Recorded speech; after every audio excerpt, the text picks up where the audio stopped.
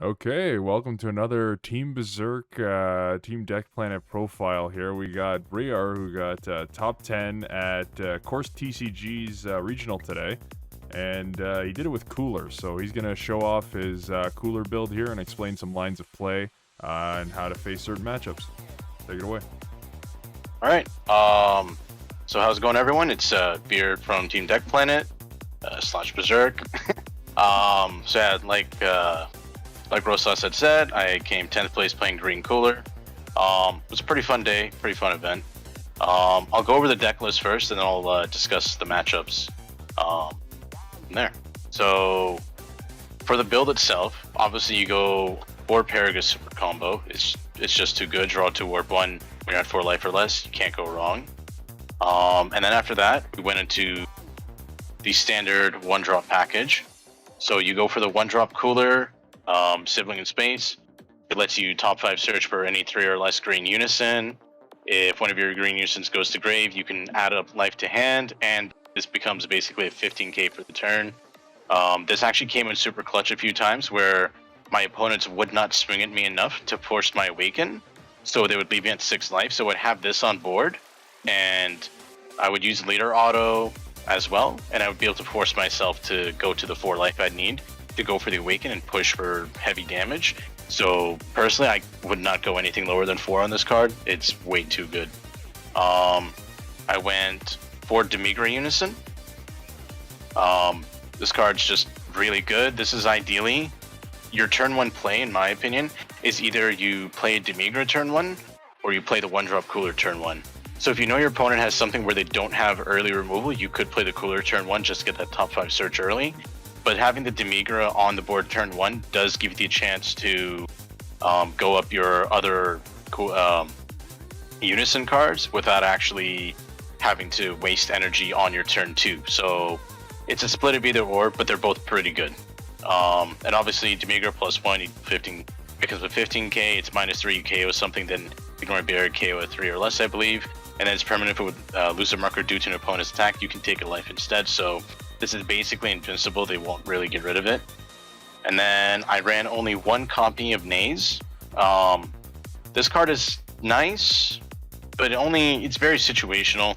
I mean, it's a 1-mana negate attack that can blank another card, so if your opponent does some errors in their sequencing and gets really greedy, you can punish them with this, but otherwise it doesn't really do too much. I've seen people go more than 1. I don't know. I personally have found it fine at 1. It only came up once, and even when it came up that one time, it actually got countered, so I don't know. I would still run 1 for sure, but I don't know, maybe 2 at most. But yeah, like I said, this does punish people who get greedy, in that if they play a battle card then swing with their leader, you can negate the leader swing and then use the auto to basically make it so the battle card can't swing, and then you just laugh at them because they overcommitted. So that's where it's pretty useful. I went 3 copies of Dore. So this one, when it comes in with 3 more markers, and it's an Empower 2, when it comes to 3 more markers, you get to search for the 1-drop Cooler from your deck. So it just lets you maintain card advantage while putting in more pressure because it's a 15k swing. So that's the big thing too, is the Unison package is all 15 or 20k swings, and being able to get that extra card draw does make the difference. It really, really does. And then we went 4 copies of the Galactic Dynasty Frieza. This one is an Empower 3, 10k. Its +1 makes it a 20k. Limit 1, when it comes into play with 3 or more markers, your opponent discards 1. So this is part of your hand control package, and the card itself inherently is troublesome for your opponent because it goes up to 20k swing. So they either take the hit or they have to go potentially -2 to -3 cards in hand to not take the damage from this. So this does net you a lot of advantage. But yeah, definitely a high value card in my opinion. And in my opinion, probably one of the top 3 best cards in the deck, guaranteed. I ran 3 copies of Salza. I personally only own 3. If I had 4, I'd run 4. It's basically a charismatic villain. You counterplay for 1, and it comes in a board. If it has 3 more markers, it KOs a 7 or less, just like charismatic villain. It's an extremely useful card, very, very good. I honestly wish I had more than just the 3, but it did its job. I think I only used its counterplay effect maybe once the whole day, but I did use it on my turn a few times to pop a few cards. So the cards are definitely useful, and its +1 makes it a 15k just like the rest of them, except for Nays. So yet again, another 15k swing, which puts pressure on your opponent. They either take the hit or they have to go -1 in hand to not take the damage. So it just has that extra bit of. Going into the rest of the counterplay package, we went 1 focus breakthrough. If your life's 4 or less, when they play a battle card, if it's 3 or less, it goes to grave instead of being played. This card's fantastic. It's really good against Trunks Vegeta because their evolved Trunks and their evolved Vegeta are 3 costs, so it hits those. I did not face that matchup today, so it didn't really come up much, but it does hit 3 or less. So technically, if you're going for your hand control package and they try to Debora you, having this in hand makes it so that Debora that they paid 1 for just goes to grave, which means they don't get to draw the 2. So it is pretty nice in that aspect. I do wish I had more. I feel like 2 copies is probably the way to go for that one. I ran 2 copies of Dodoria Brimming with Power. If you have a green unison on board, counterplay for 1 energy. If the battle card being played is 2 or less, it's placed the owner's drop here instead of being played, then play this card. So it's just a 5k combo that hits most of the floodgates. Surprisingly, I never cast this once today. There was 1 matchup where I wish I had the open energy to use it. So there was only 1 matchup where it mattered, where my opponent had played the Pan SCR, but I was tapped out at the time, so I couldn't use this to put the Pan SCR in grave. Otherwise, it would have saved me, but it didn't matter. Otherwise, yeah, the card's fantastic. It didn't come up today, but it will. Like, it is definitely a good card. I would never consider cutting it. It's definitely a solid choice. And then we went 4 Charismatic Villain.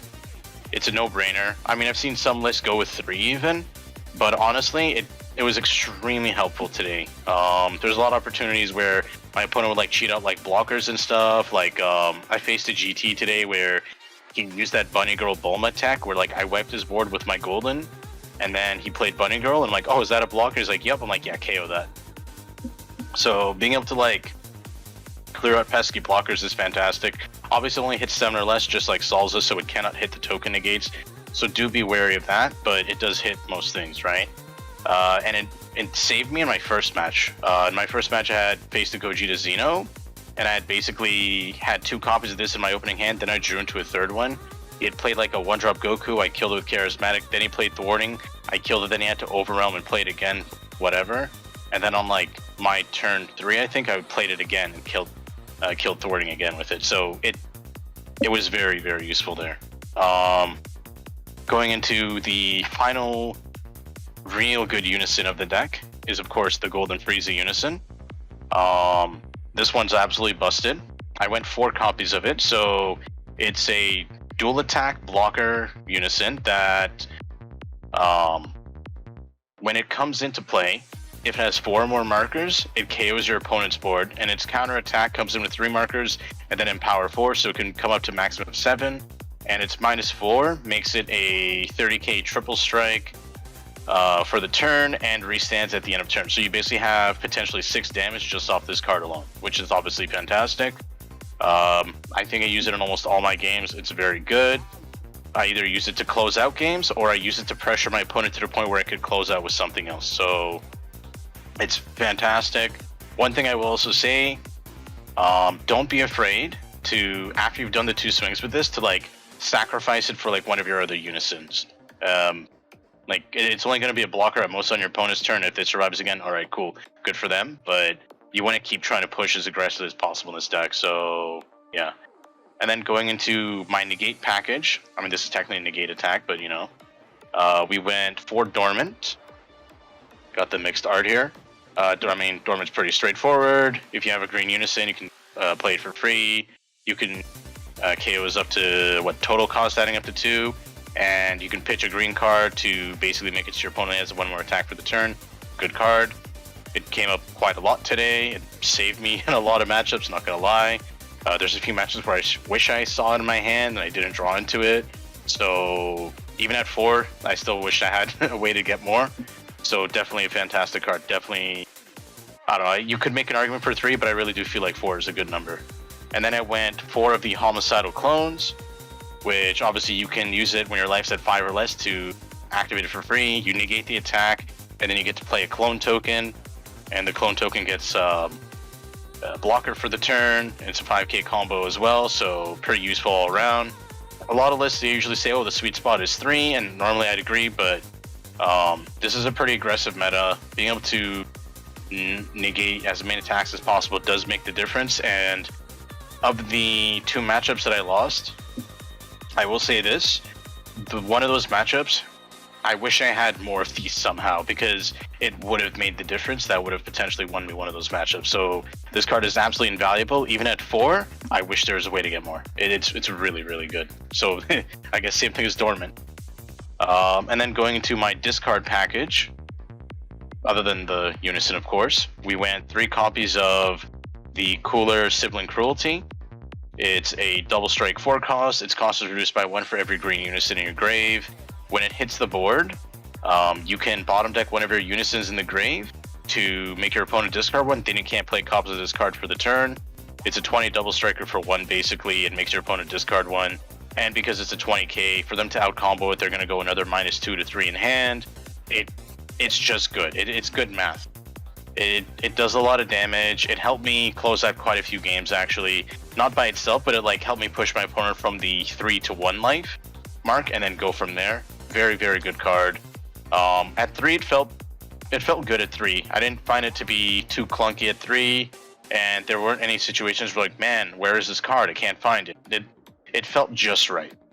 And then for the Overwhelm, we went 3 copies of Dark Temptation Toa. This card is absolutely broken. Overwhelm 3. When it comes into play, if your leader is yellow or green, you make your opponent discard 1 and give your leader plus 5k for the turn. This just gives so much value. Like the nasty combo you can do is play this guy for 1, make your opponent discard 1, and then you can then Overwhelm, and then play her, make your opponent discard another 1. Your leader is now a 20k, and then you have a 20k double swing, a 15k single, and then you're 20 single with your leader. So it just makes your opponent like lose a good amount of cards, because even itself, because it's a 15k swing, they have to either go -1 in hand to not take the damage, or they have to risk taking the hit, right? So it all adds up either way. It's a very good card. I would not go anything less than 3. I don't think 4 is necessary, although I will be honest, there was one matchup where I did wish I had a 4th copy because I did not see it enough in one match, but overall I did see it quite enough, so maybe that's something to say. Maybe it's worth running a 4th one. I don't know, but it is at 3, it feels good overall. I went 2 copies of the Spirit Bomb Unleashed Goku. This card's fantastic. It basically won me 2 games by itself. So basically, when you have 3 more energy, you can pay 1 and play this card.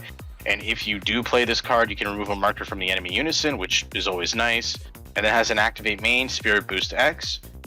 For every marker that you remove, like using the Spirit Boost ability, this guy gets plus 5k for the turn, and if you remove 2 or more markers, he gets double strike as well. So my first match against Gogeta Xeno, my opponent defended pretty well. Then he was at like, I think his last life, or he was at 2 life.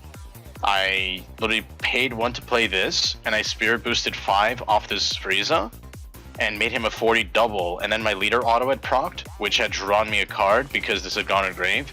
So I like hard dumped, and that was that. Like, this card is fantastic. At 2 it felt fine, because there are some matches where you're just not going to play this, or it's not going to be useful. But I could see an argument for 3 copies. This card's not bad. It's not bad. I just wish this card had deflect, because it's like, it's a little heart-wrenching. There's a few matches where like, oh man, I hope my opponent doesn't counterplay it, and they didn't, thankfully. But like, it's at that weird sweet spot where they could hit it, and it's like, yeah, I wish this was a bit stronger, because it's 15k and it's a 3 cost. So most counterplays hit it. Resolve Renewed hits it, Focus hits it, Super Kamehameha, some of the blue ones. Like, yeah, this card needs deflect. It should have had deflect, in all honesty, for a super rare like this. I went 1 Champa. It felt fine at 1. I only used it twice today. One of the games I used to push my opponent from 5 to 3. I think it was an Invoker deck or something like that, or something else. And I think another matchup, like, I used it as well. Not to go for game, but just to push some extra damage. But I mean, you could make the argument for 2 copies. Yeah, it's Champa. I mean, there's no brainer. The SCR I ran was Kibito Kai. Um, this card is absolutely broken. This by itself, I'll be honest, it won me at least 2 to 3 games by itself. This card is insane. It's very high value and should not be slept on. I do personally feel this is probably the best green secret rare, and if you don't have it, try to get your hands on it. However, there are obviously other good options. Counter is still good. It just delays your kill shot to like potentially turn 4, because you could turn 3 play golden on opponent's turn, and then on your turn 4 you swing in with golden. If they try to negate its attack, then you counter, and then you just proceed from there. So counter's good. Ape is fine. Obviously, green actually has a lot of good secret rare choices. But this one I feel is probably the best in the way the current meta is for green. And then the last 2 cards, the unadulterated destruction Majin Buu. This card was bloody useless. I prepped it just in case I faced some weird slow control matchup, since it was best of 1 no pre-side. It came up 0 times. I don't think any of my games went to turn 5. No, none of my games went to turn 5, I think. This card is trash for this list, at least for best of 1. Maybe in like a pre-side or sideboard format, you just leave it in your sideboard and call it a day if you know it's something that's super slow. But like, even now that I'm thinking about it, like, what matchups would this really be useful against, even if there are slow control matchups? If you face yellow, they can negate its skills and then it doesn't matter. If you face blue, they can just bounce it or bottom deck it. If you face black, they can warp it. If you face red, they just neg it, and then if you play it again, they just neg it again, so it doesn't matter. And it only matters against green, but green decks die before turn 5, or they're playing cooler where they kill you, like they either kill you or they just die too fast. So it doesn't feel useful, I'll be honest. Probably sideboard at most against some weird hyper control, but it doesn't feel right, I'll be honest, which is unfortunate because it is a powerful effect, but it doesn't really make the cut in my opinion. I would definitely cut this for either another Champa, another Naze, obviously the Forge Sols if you have that. Like, there's a million other options you can go for instead of this. And then the Majin Vegeta Unison. This card came out 0 times, and yet again was basically useless today. I would still consider keeping it in the main board for best of 1, just because of Trunks Vegeta and against Bulma. Because being able to just like ignoring barrier, get rid of all their barrier blockers, or get rid of their all those Mai's and all that, it's very, very good effect. It's just, it didn't come up once today. There was not one game where I'm like, man, I wish I had this card in my hand, or man, I wish I used this, or man, I wish I was at 4 mana. So it was definitely useless, just like the Boo. Everything else here at least was used to some extent, even though the Doria, like, even though I didn't cast it, I comboed it. These were bloody useless overall. So definitely a sideboard instead. But if you're going hard best of 1, I would still consider keeping one of this in the main, just because if you face Trunks Vegeta, you're gonna wish you had it instead of you didn't, in all honesty. So that's the only argument for keeping it. Otherwise, yeah, it's not that useful. So if Trunks Vegeta ever gets hit, I don't know why it would, but if it ever did, yeah, you could probably consider cutting this entirely if you're going for a hard best of 1. But that's the profile itself. Obviously, the list itself, pretty standard. I know minor numbers a bit different than some other people, but it's more about like the sequencing with this deck. And I can go into my matchups as well. I have a pretty good memory of them. I also did make sure to record them, so maybe we will upload them on the channel after too. Figure that out. But in my first round, I had faced Gogeta Xeno. It was a pretty quick win. I won in like 10 minutes, but it was pretty like tooth and nail at the same time. Like, if I didn't have the 3 charismatics, like if I didn't have 2 in my opening hand, didn't draw into a third one, I don't know if I'd be able to seal the deal. But I ended the game with the Spirit Bomb, like I had mentioned earlier. The Spirit Bomb unleashed Goku, and that was that. Gogeta Xeno already takes its own life, so he had put himself down to... So I won the dice roll, and then on his turn 1, he put himself down to 7, and then I think I put him down to 4. And then on his turn 2, he put me down from, I think, 6. Yeah, he put me from 6 to 4. And then on my crackback on turn 3, I was able to seal the deal and basically take him from 4 to 0. So that was pretty good. And then my round 2, I had faced an Invoker player. He played it pretty well, but I was able to close the game out turn 4 before he could start doing the nasty stuff that Invoker does. But I was ready as well at the same time. And that's like a big thing too when facing Invokers. You need to be ready for their answers and for what they're going to do on their turn 5, because that's where they like really go for the kill shot, right? So like when you're facing Invoker, and this is like really important to understand, is you need to make sure you have 2 to 3 copies of Homicidal Clones in your hand by turn 5. That's very, very important. You need to make sure you have at least 1 or 2 Salzas in your hand going into their turn 5, and you need to make sure you have at least 1 Dormant. Like you need at least this to be somewhat safe, and you need to leave 1 mana open. If you don't leave 1 mana open, you're gonna die. And the reason why is the Invoker player will do 3 different lines of play. They will either play their SCR and then use their leader ability to look at your hand and rip out one of your negates. So if you have 2 token negates, they can't victory strike you with Invoker that turn, which means you buy yourself a whole turn, right? They can't kill you that turn, right?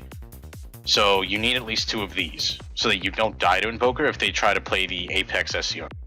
If they go for the other route, they'll either try to cat blow you, or they'll try to go for the triple striker that just keeps restanding and attacking infinitely, right? If they go for that triple striker, you need to make sure you have, I personally would say 2 copies of this in hand, not 1, because if they do the ability to look at your hand and they rip out your only Dormant, you're probably going to die, because they'll just do the triple strike spam and that's it. So you want to make sure you have another copy of this. But the safest insurance against the triple strike spam or even the 6-drop burn Goku is to have a copy of this, because they can't Royal Condemnation this card. It's charismatic, except it's better than charismatic in that the counterplays that Invoker runs does not touch this card at all. So basically, when they try to play their Rival Seeker, you can literally pay 1, play this, and kill the Rival Seeker, and then that's it. They're basically stuck. Or you can even let them play the Rival Seeker, then they go into like either of their 6-drops, either the Triple Striker or I forgot its name, but it's the one that like amps up Cat Blow. You can pay 1 and KO either of them because they're 6-drops. So you can set the Invoker player behind quite heavily just off this. Like this is probably the most important thing, is to have 1 or 2 copies of this and 1 mana open. You do this, and you're probably going to be fine against their turn 5, and then you just proceed like normal. However, you do want to be cautious, because obviously even if you do this, they could always then swing with their leader and bean up and do some other shenanigans. So this is just very serious advice, where it's like, I know it sounds paranoid, but if you know you can't seal the deal, you're gonna want 2-2-2-2. Like you're gonna want that to like guarantee that you don't die on their turn 5. If you can do that, you'll probably kill them on your turn 6 then, if you can't seal the deal before then, but you should be able to. And then I faced a Yellow Sin, round 3. Rather aggressive player. Kudos to him. He actually got me down to 2 life, and I don't remember. I think he was on curve as well. Yeah, he was on curve. And that was where on his turn 3, I believe it was. So I think I had him. I didn't like you do your standard aggression that you normally do in this deck. Like I played the 1-drop, I think, and then I swung, and then I took life. Then I played the Demigra, swung, and just you keep doing your swings. But I made sure to pass on the end of my turn 2 with 1 open for Naze, because I knew for a fact that he had a second counter hand, because he had comboed. I think he comboed when I did one of my overwhelms and made him discard one. I'm pretty sure he had discarded or had comboed out one of his Swift Retaliation coolers. So I'm like, this guy 100% has a second one in hand. There's no way he doesn't. So when he did his like swing with his leader, I think, or with his 8-drop Sin, I had tried to negate with Naze. He countered that, and I'm like, okay, that's fine. I let the swing through. He put me down to 2 life. I'm like, that's okay, because then I could use Dormant, because I had Dormant and this in hand. So I basically used this to bait out the counter, and then I used that to defend myself, and then I used the Dormant to defend myself and was able to close out the game on the crackback. So very, this is where that card ended up coming pretty useful. And I did make one minor error though. Just remember, Haze Shenron exists. It kills a card it kills a battle card that's in rest mode when it's comboed if they discard one. I had swung in with my cooler, my double strike cooler, and I used 2 super combos, went up to 40, then it's like, oh yeah, I'll just haze it. And I'm like, oh my god, I forgot. So don't forget about haze like I did. It made the match much harder than it should have been. Some sage advice there. Round 4, I faced the Vegex. I think I was on curve. He did get me to 2 life, so I will give him kudos there because I think he got me to 3, then I put myself to 2. But I just basically swung as aggressively as I could with just about everything I had. I made sure to use my counterplays to kill certain key targets, but he didn't really have too much for me to worry about. But I just basically pushed for a lot of damage.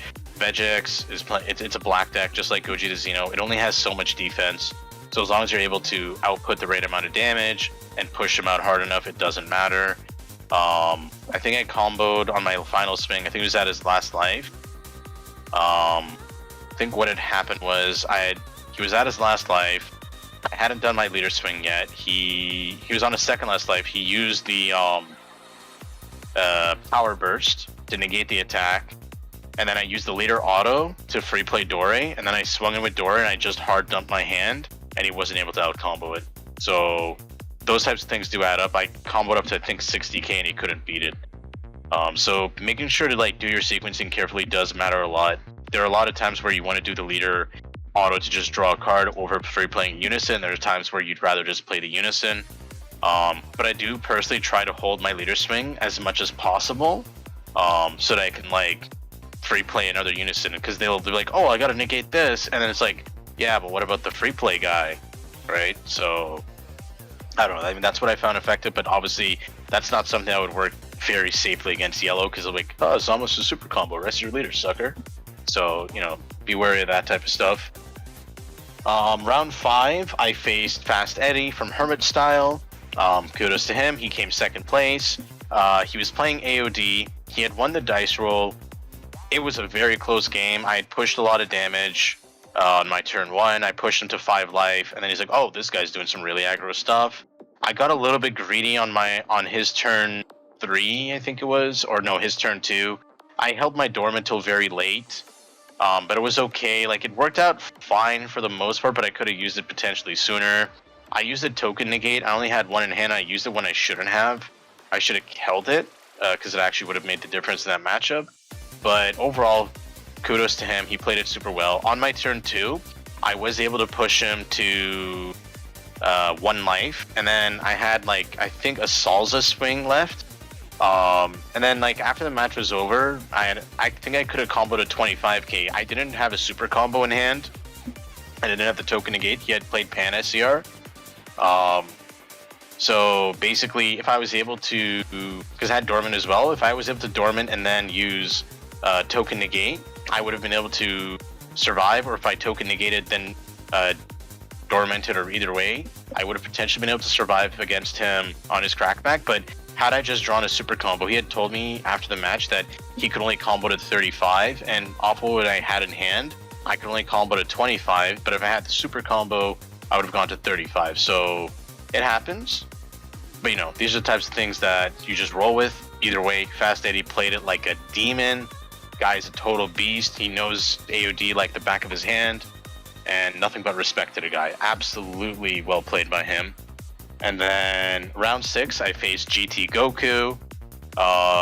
He's a friend of a friend, actually. The guy played it super well. I believe I had won the dice roll, but I actually had potentially one of the worst hands ever. Like I had kept 4 cards. I had like a Golden Frieza, I think a Token Negate, a Dormant, and Kibito, or I think maybe a Super Combo. And then I mulliganed 2 cards, and I didn't have any 1-cost Unison till my turn 2. So it did slow down my aggression a bit. And then I think on his turn 2 or turn 3, I decided to use the Kibito Kai SCR to just steal his Spaceship Unison. And then I think it was on my turn 3 or turn 4, I had gone heavily in for the crackback. He did use the King Vegeta's Imposing Presence to stall me out, but it didn't matter. I swung through that, And because he didn't have Unison on board, he couldn't use Difference of Status to reduce the power of some of my attacks. And the other issue too is because I had Stole's Unison, I then played a Unison, then I played the Golden, I wiped his board, he used the Bunny Girl Bulma tech, and then off the Bunny Girl Bulma tech, I just killed it with Charismatic, and then I went in with this, and because I stole the Unison, his Krillin super combo wouldn't draw him cards because it needs a Unison with, I think, a card underneath or something like that to draw cards. So basically, he only had 10k combos off the Unison that didn't actually net him cards, and I was able to go in for game with the Golden Frieza, I think it was, because he drew the token negate off his life, and I pushed him from, I think, 4 to 1, and then I went in again, and I think I dumped or something like that, or I think I don't remember what I swung with, but basically I was able to close off the game. I think I closed it off with this. I went 35 double with that at the end. So the Kibito was insanely clutch. But just a reminder to anybody who plays GT Goku, if you're facing GT Goku, if they don't have a Unison on board, Difference of Status cannot work. You can't even do the Spirit Boost 0 and just neg something 5k. You must have a Unison on board to Spirit Boost something from. So just remember that. It's very, very important to be aware of those lines of plays, and it's one of the reasons why this SCR is absolutely broken, and makes that matchup winnable. Because normally the matchup is quite hard to get around because of Difference of Status, but being able to just steal their Unison and deny them that ability, it does hinder their deck heavily, because it is one of their biggest defensive pieces. So do not sleep on this SCR. You could alternatively use Kai SCR if you want to mess with them. And of course, there is that Dragon Fist Goku super rare from Dropbox 6 you could also run, I guess, if you want to be cute, where if you go first against GT and you have it in your open hand, you could pay 1 discard and remove a marker from their Unison, which basically turns off their deck because their leader does not draw unless there's a Unison to put a card under. So that's something to consider, but that's if you're trying to be really cute, because you have to win the dice roll and you got to have that Goku in your opening hand. So, it's 2 big ifs. So round 7, I faced a Reboot Cell. And this Reboot Cell list was probably the best Reboot Cell list I've ever faced. And I'm being serious here. The best one, period. It did stuff that no other Reboot Cell list does. It was the most aggressive hand control I've seen in a very long time. It was quite refreshing. I was not even saying, the guy played it super well. He basically would run the 3-drop Cell from set 9, the one you can play from grave. And then when it comes into play, you make your opponent discard 1. And if you ever get rid of that Cell, he would use it to play the 3-drop crit, the 17-18, the crit 10k. And then he would basically swing in with that, and then he would put it under his leader and draw a card. So he was maintaining hand advantage through that alone. He also would use, I think it was called Wrathful Charge. It's a 1-mana green negate attack back from set 6. It has a picture of Broly, I think, beating the crap out of Frieza or somebody. Basically, it's a 1-mana negate the attack, and then you can sacrifice one of your cards on the board to make your opponent discard 1. So basically, his negate attack as well is making you, the aggressor, go -1 in hand. He ran multiple of the Android 18 super combos. He used... this is the first time I've ever seen somebody use this card good, but he used Invader's Vow, and he used it quite well, actually. He was running Vibrians, but he never used them, he never used it against me. He didn't need to. And he ran a lot of really cool spicy stuff. He had the Super 17 promo, the green-yellow one from a few sets back, the one that plays the Super 17, the 9-drop crit one, or the dual attacker one from set 5. So basically he would successor that Cell that he would play from grave into that Super 17, and then use that to go, and then he would use that Cell that he just put in the grave to put it under itself to go into the one that crits you for 4 life right away, and it's a 30k crit swing. So basically it was a heavy hand control list that had a good amount of crit to it, and this guy was making me lose 2 to 3 cards on my turn, on his turn. I'm being serious. Losing 3 cards on my turn, losing 3 cards on his turn, back and forth like that. It's up quite a lot. And I think one of the turns he made me lose 5 cards or something. It was quite impressive, actually, seeing a very interesting like sell list like that. It was probably the I can't think of a better sell list than that. Like through hand control with true crit pressure, and you're not waiting till turn 5 or turn 4. This man was doing this like early game, man, like early. So definitely something really cool. I'm gonna see if I can reach out to him later and talk to him more about that list, because that was actually really refreshing and really impressive. So kudos to him, absolute beast. I think he finished 6th. I ended up 10th. So congratulations to him for getting his 6th place finish and getting his Nats invite. We were talking about that. But yeah, that's the deck. There was my matchups, and like I said, I did record the game, so I think I messed up the recording of game 2. I'll see if we can get those uploaded onto the team channel. I don't know. I'll figure that out. I'm not too good with computers. Yeah. Kudos and thank you to Team Deck Planet, of course, Team Berserk, TCG Metals. Big shout out to Pretty Boy Joey, absolute beast. He gave me the idea for this list. Basically, I kind of emulated his list. I did a few minor modifications and I emulated his play style. So definitely do check out his stream. And I'm pretty sure he's on. Well, I'm pretty sure he's on the Team DBM as well. So shout out to them as well. And of course, we'll be facing them in Fight Night very soon as well. So that'll be pretty fun. But yeah, thank you all for watching. Have a great night or day or whatever. And until next time.